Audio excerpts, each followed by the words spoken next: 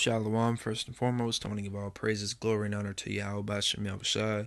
Double honors to the apostles and elders at Great Millstone who wrote well. Peace and blessings to the hopeful elect of Israel. All right, this lesson is going to be on, I'm not actually sure what to name this, but how, brainwashed Americans are, especially our people, the Israelites, all over the world, man. They don't want to take heed because, only so a select few are supposed to get it. But even in those select few, only an even more specific amount is going to actually get delivered. All right. So this video is something I saw a little while back. It's pretty accurate to today. That people, no matter how much evidence you show them, they just still don't believe it. But in reality, the main emphasis of the KGB is not in the area of intelligence at all.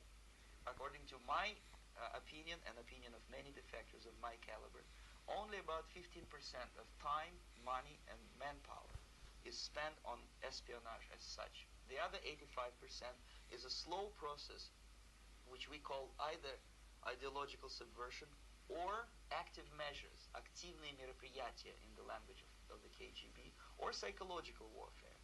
What it basically means is to change the perception of reality of every American to such an extent that despite of the abundance of information, no one is able to come to sensible conclusions in the interests of defending themselves, their families, their community, and their country. It's a great brainwashing process which goes very slow, and it's divided in four basic stages. The first one being demoralization. It takes from 15 to 20 years to demoralize a nation. Why that many years?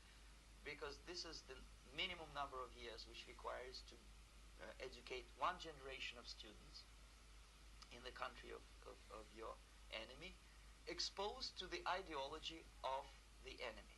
In other words, Marxism-Leninism ideology is being pumped into the soft heads of at least 3 generations of American students without being challenged or counterbalanced by the basic values of Americanism, American patriotism.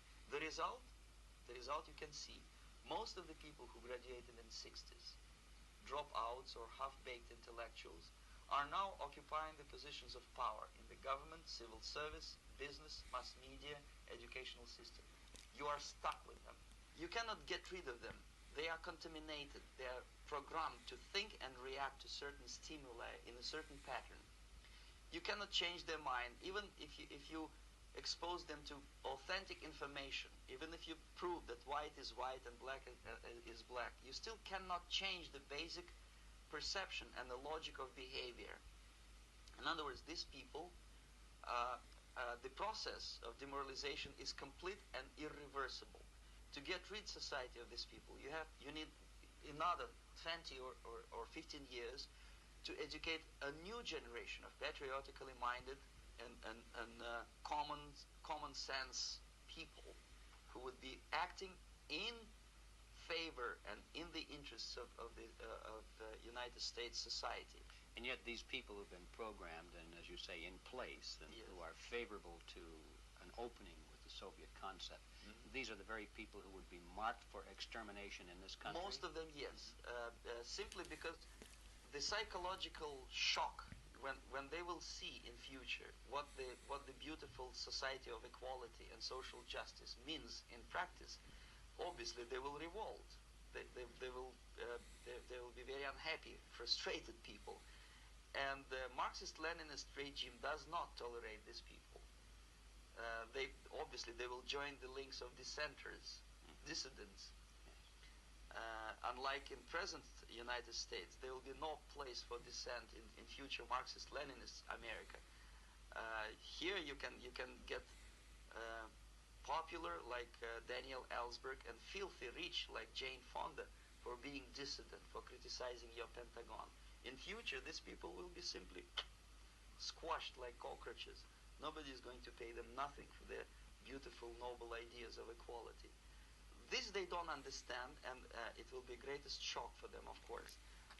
The demoralization process in the United States is basically completed already. For the last 25 years, actually it's overfulfilled, because demoralization now reaches such areas where previously not even Comrade Andropov and all his experts would even dream of such a tremendous success. Most of it is done by Americans to Americans, thanks to lack of moral standards. As I mentioned before, exposure to true information does not matter anymore. A person who was demoralized is unable to assess true information. The facts tell nothing to him.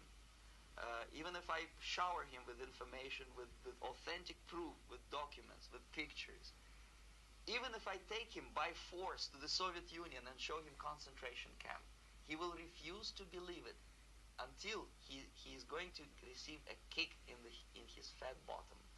When a military boot crashes then he will understand, but not before that. That's the tragic of the situation of demoralization. All right. See, now if you watch that with a spiritual eye, that's just like this, man. We can shower you jakes and countless facts and documents and proof in the Bible that you're the Israelites and the chosen people and that the end is here, especially that we're in the end times, and a lot of you don't want to believe it. But like you said, you're going to get a fat kick in the ass, man. Yahweh Shema Shai is going to tear you jakes apart, man. He's going to kill you, put you through complete fucking a rude awakening, man. You're going to be sleeping because you're sleeping right now spiritually, and he's going to break down your door and start beating you, man, until you wake up. All right? Along with you heathens, man. You don't want to believe that your country's going down, that your society's finished, that you're actually the base men and your white supremacy. I got some scriptures. This is Amos chapter 5, verse 10. They hate him that rebuketh in the gate, and they abhor him that speaketh uprightly. All right.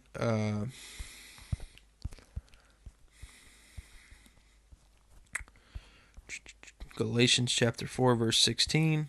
Am I therefore become your enemy because I tell you the truth? All right. I think there's another one.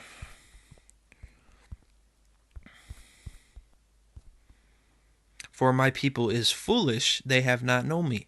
They are sottish children, and they have none understanding. Because instead of thinking for yourselves, you do whatever you're told, man.